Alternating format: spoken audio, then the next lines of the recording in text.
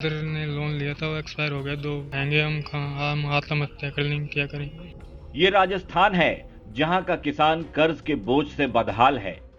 कर्जा माफ करना तो छोड़िए, गहलोत की सरकार ने इन किसानों की जमीनों को ही कुर्क करवाने का आदेश निकाल दिया। जबकि सत्ता में आने से पहले खुद कांग्रेस आला कमान की ओर से यह वादा किया गया था कि इधर सरकार बनी और उधर किसानों का कर्जा झट से माफ हो जाएगा। जैसे ही कांग्रेस पार्टी की सरकार आएगी, उसके बाद 10 दिन गिनना, 11 नहीं 10, 1 2 3 4 5 6 7 8 9 10 दिन के अंदर किसानों का कर्जा माफ करके दिखा देंगे हम। अब कांग्रेस अपने ही वादे से मुकर गई। दौसा के रामगढ़ पचवारा के जामुन की ढाड़ी निवासी कजोड़ मीणा ने करीब 3,87,000 रुपए का कर्जा राजस्थान मरुधरा ग्रामीण बैंक से लिया था, लेकिन आर्थिक स्थिति कमजोर होने की वजह से वो लोन नहीं चुका पाए। इसी सदमे में 2 महीने पहले ही किसान कजोड़ मीणा की भी मौत हो गई। कितने का लोन था, किसने लिया था और क्यों लिया था? पिताजी ने लिया था। कितने का लोन था? 2.5 लाख रुपए। क्यों लिया था, किस काम से लिया था? खेती करने के लिए लिया था। ऐसा क्यों नहीं चुका पाए लोन को? खेती बाड़ी होती नहीं, लॉकडाउन चल रहा है, इतना ही होता है, खाने पीने का काम चल जाता है। पानी नहीं है कोटकुआ में, पानी में भी सूख गया, पानी में नहीं है कोटकुआ में, बिल्कुल पानी, हालात खराब है हमारी। जब कुर्की हो गई है जमीन की, हमारी जमीन की कुर्की कर दी है कल। ऐसा तो कितना प्रेशर है? कौन कौन लोग हैं घर में? घर में सभी है, माँ है, बहन है, भाई है। फादर भी एक्सपायर कब हुए हैं? फादर ने लोन लिया था, वो एक्सपायर हो गया 2 महीने पहले। 26 नवंबर को एक्सपायर हो गया था, खेत में काम करते हुए वक्त। अच्छा, अब जमीन चले गई तो आप कैसे क्या करेंगे आप? हम क्या करें, हम कहाँ से दाना खाएंगे, हम आत्महत्या कर लेंगे, क्या करें। इसके बाद बैंक प्रशासन ने बार बार नोटिस देकर किसान के बेटों पर कर्ज चुकाने का दबाव बनाया। जब किसान का परिवार कर्जा नहीं चुका पाया तो उसकी जमीन नीलाम कर दी गई। किसान पर ब्याज समेत 7 लाख रुपए का कर्जा हो चुका था। ऐसे में उसकी 15 बीघा 2 बिस्वा जमीन नीलाम कर दी गई। मेरे को 7 लाख का लोन था, तो 4 लाख और 25,000 सेटलमेंट हुआ था बैंक के उनके।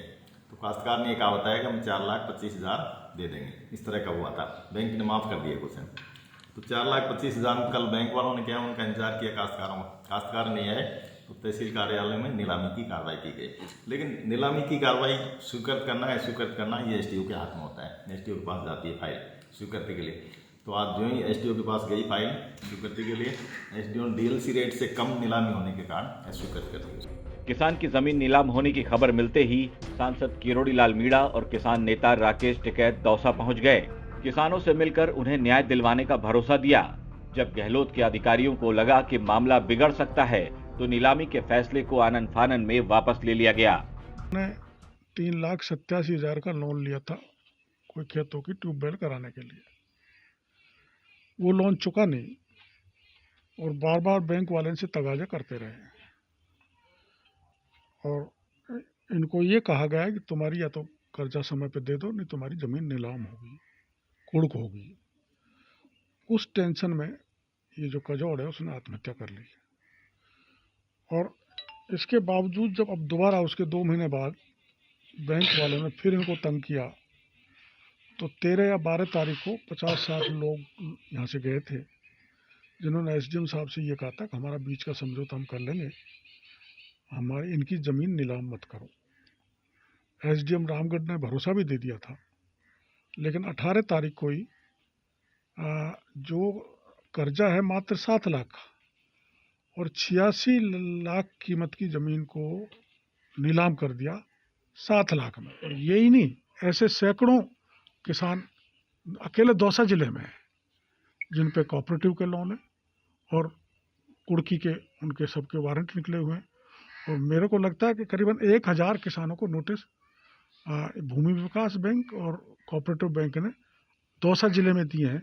इस हिसाब से पूरा राजस्थान का आंकड़ा इकट्ठा किया जाएगा तो हजारों किसान हैं जिनकी ज़मीन कुड़की के वारंट इन्होंने निकाल दिए हैं और उनको बर्बाद सरकार ने कर दिया है। मैं सरकार से पूछना चाहूँगा कि आखिर में आपने कौन सा कर्जा माफ़ किया है जो किसान आत्महत्या कर रहे हैं और उनकी ज़मीन को कुर्क किया जा रहा है, नीलाम किया जा रहा है। भू माफिया, प्रशासनिक अधिकारी और बैंक वाले मिलके 46 लाख की ज़मीन को जो 7 लाख का कर्जा था उसमें बराबर कर गए। ये सिर्फ एक किसान की बात नहीं, दौसा समेत पूरे प्रदेश में हजारों किसानों के साथ कुछ ऐसा ही हो रहा है। कर्जा चुकाने का नोटिस जारी हो चुका है, नहीं चुकाया तो जमीन नीलाम हो सकती है। तो मैनेजर साहब से मैंने बात की तो मैनेजर साहब ने मेरे को कोई संतुष्ट जवाब नहीं दिया कि जो हमने जो लिख के भेजा है ना, इसमें जो हिसाब पूरा जोड़ के वो सही है। कैसे इतना टाइम नहीं है मेरे पास, आपको जो रोजाना आपको समझाता रहूंगा। मैनेजर साहब ने तो सर उन्होंने ये भी कहा था मैनेजर साहब ने कि जैसे कजोड़ के लग रहे हैं ना नोटिस, वैसे आपके भी नोटिस लगाए जाएंगे, या तो आप इस महीने में ये पैसे जमा करा दो। तो सर मैंने उसको कहा था सर कि मेरे को टाइम दो सर, अभी तो मेरे पास है नहीं, फसल के टाइम पे पैसे जमा करा दूंगा मार्च अप्रैल तक। कैसे अभी तो आपके अपने आप जमा करा दोगे आप, जब आपके नोटिस लगेंगे ना और आवाज लगेगी तब। फिर सर मैं बैंक से आ गया। क्या कोई डर है मन में? बिल्कुल सर डर है मन में। और राजस्थान सरकार ने जो सर ऐसा कहा था कि कैसी सी जो माफ होगी, लोन माफ होगा, उसके आधार में हमने सर जमा नहीं करा पाए, उसके लालच में आके। और अब सर नोटिस जो कुर्की के आदेश निकाल रहे हैं। ऐसे कितने लोग होंगे आपके हिसाब से इस क्षेत्र में? सर बहुत सारे लोग हैं सर, 60% लोग ऐसे हैं सर जो लोन नहीं चुका पा। अलवर के थानागाजी और रैणी क्षेत्र के रहने वाले कई किसानों की जमीनें नीलाम हो चुकी हैं और बाकियों की जमीनों की बोली लगने ही वाली है, क्योंकि ये भी बैंक का कर्जा नहीं उतार पाए हैं। हमारे 6 काश्तकार थे जो डिफॉल्टर थे, उनमें से 5 की ज़मीनें नीलाम की प्रक्रिया चल रही है। 5 की बोली लगा दी है मतलब ग्राहकों ने, और एक की अभी प्रक्रिया चालू है, 5 बजे तक प्रक्रिया चलेगी। कितने की कस्टमर आ गए, कितने की बोली अब तक लगाई गई, कितने लाखों में पहुंच चुकी है? लगभग ये बोली मतलब लाखों में करीब अपन ये कह सकते हैं कि 80-90 लाख तक पहुंच गई है। अच्छा।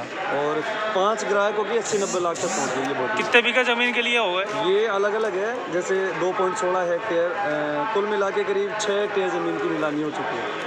राजस्थान की सरकार अपना 3 साल का कार्यकाल पूरा कर चुकी है, लेकिन किसानों की कर्ज माफी के नाम पर ऐसा लगता है कि अब तक सरकार शायद खानापूर्ति ही कर रही थी। कोरोना और प्रकृति के प्रकोप की मार झेल चुके किसानों को निचोड़ने में अब गहलोत की सरकार भी कोई कोर कसर बाकी नहीं छोड़ना चाहती। राजस्थान तक के लिए दौसा से संदीप मीणा की रिपोर्ट।